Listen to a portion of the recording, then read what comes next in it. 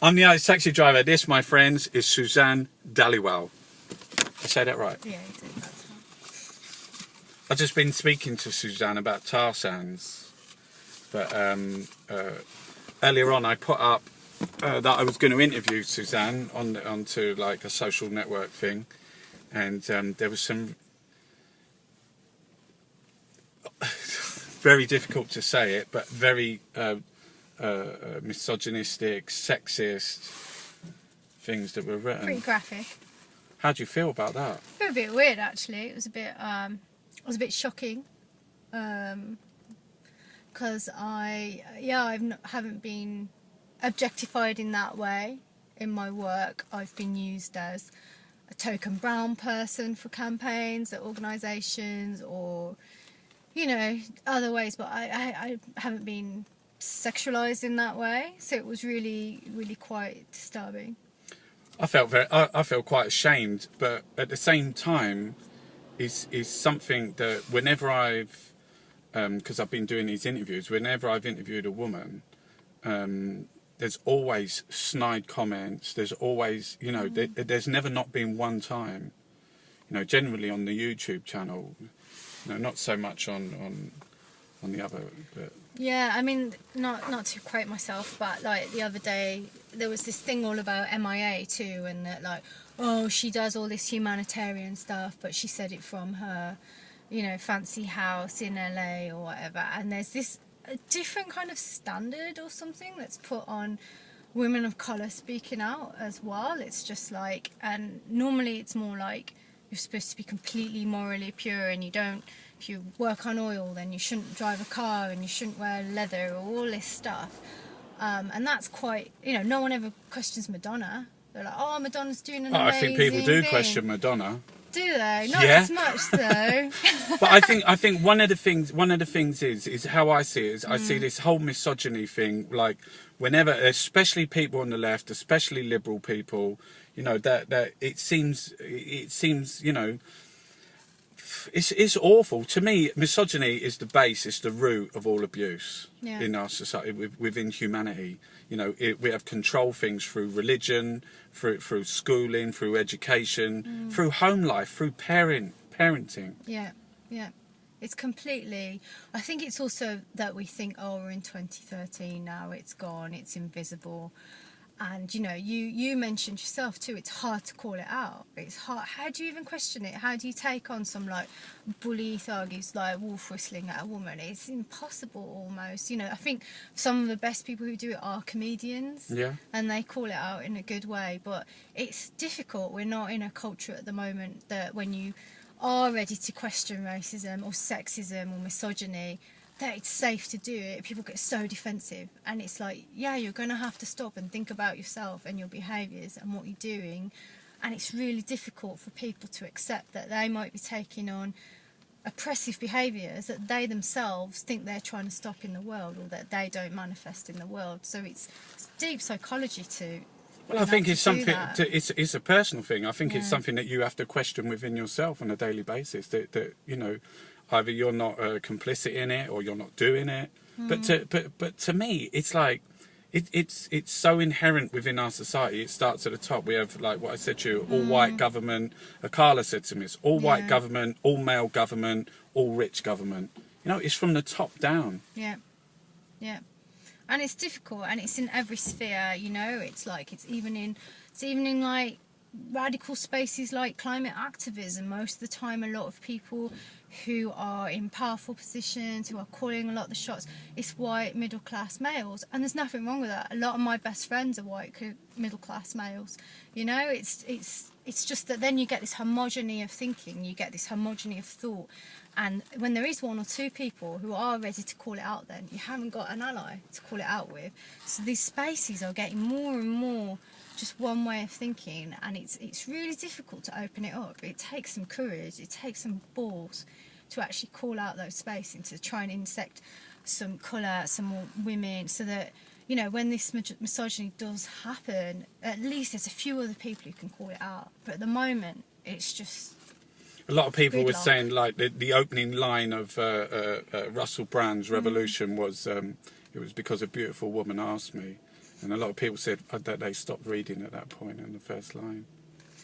Yeah, I don't know, but like Russell Brand's a comedian, right? And he's playing the fool. He's playing up a lot of this stuff, and at least he's. I mean, I think he's fantastic. I mean, to me, like, it's that. You know what that is, though? It's like there's this phrase that's like the coyote pisses on moral purity. Yeah. It's like sometimes the coyote pisses on moral purity. It's like sometimes when you're doing something good in the world, it doesn't always look what your normal moral code might look like. Like, I'm stuck in the tar sands, right? I might need to get on a plane. I might need to do things that don't fit in the normal moral construct. And that doesn't mean I'm not part of the solution or part of it. And if we get too, like, sort of didactic, oh, well, you're a revolutionary because you look like this and you look like me and you're vegan, we're going to, like, have this really boring revolution. But do you think that it's I mean, it's a problem for people like of the left that they get stuck in this sort of like arguing about? I think it's like any movement, right? It's like you recreate the society that you come from. So, you know, and a lot of the time with the movement, it's like it's a non-hierarchical space. That assumes that we've all deconstructed our sexism, we've all decolonised, we've all come to this enlightened space that we can actually be non-hierarchical. And what happens is you have natural leadership, you have natural things that emerge. And if you can't question that, if you can't self-reflect and see that you're replicating those same things of society, that's when it gets stuck, and that's when you get. Well, I mean, nobody's perfect, but I mean, but the Tories and this government's agenda with racist fans, this is something that. They're trying to bleed into. You know, Frankie Boyle said to me that racism, it comes from the top. Yeah. Do you know what I mean? Like those vans that were going around. And the text messages and.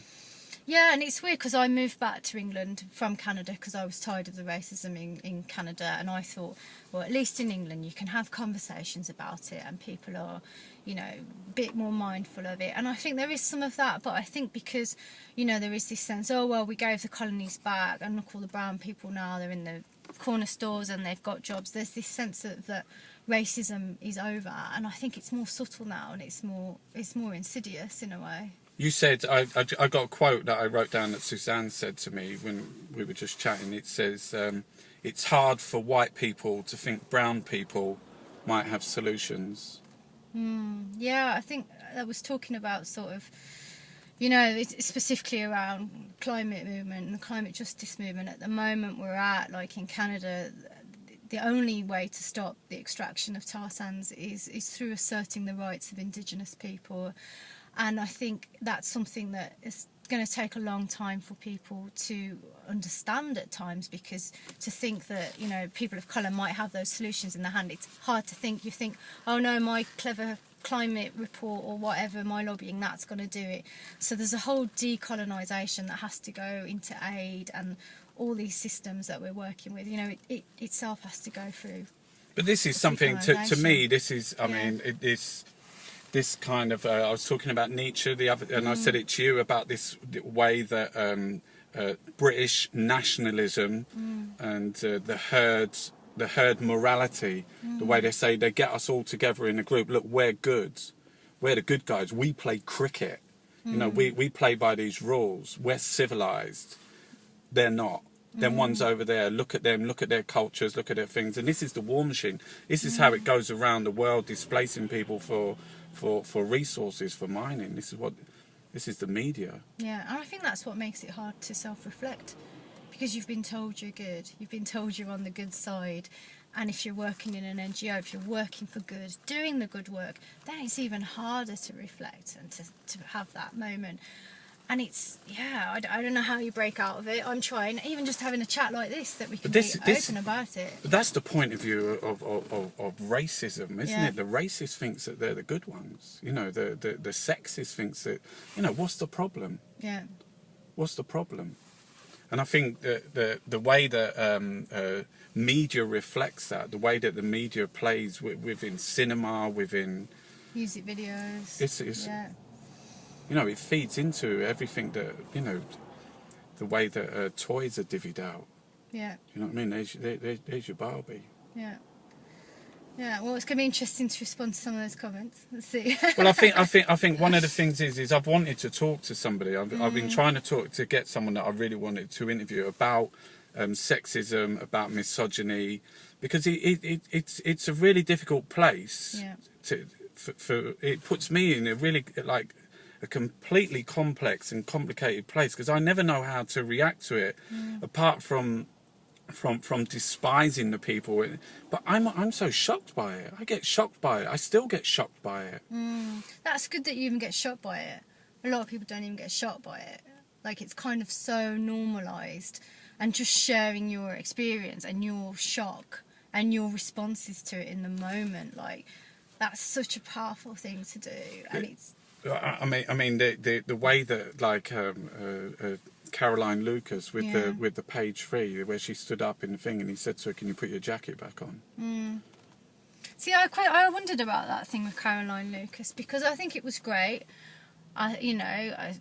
Stopping page 3 does give messed up ideas about women, but at the same time it's part of this no burqas and no bikinis, I call it. It's like, often it's liberal white women telling women you can't wear bikinis and you can't wear like burqas, so often it's a lot of women speaking for a lot of other women too, and there should be a bit more range of like ownership on that in terms of redefining feminism as well, because it's often like, well, if you're a feminist then you should, have hairy armpits, and especially an environmental feminist, no way I should be wearing a leather jacket, and like, any of this stuff.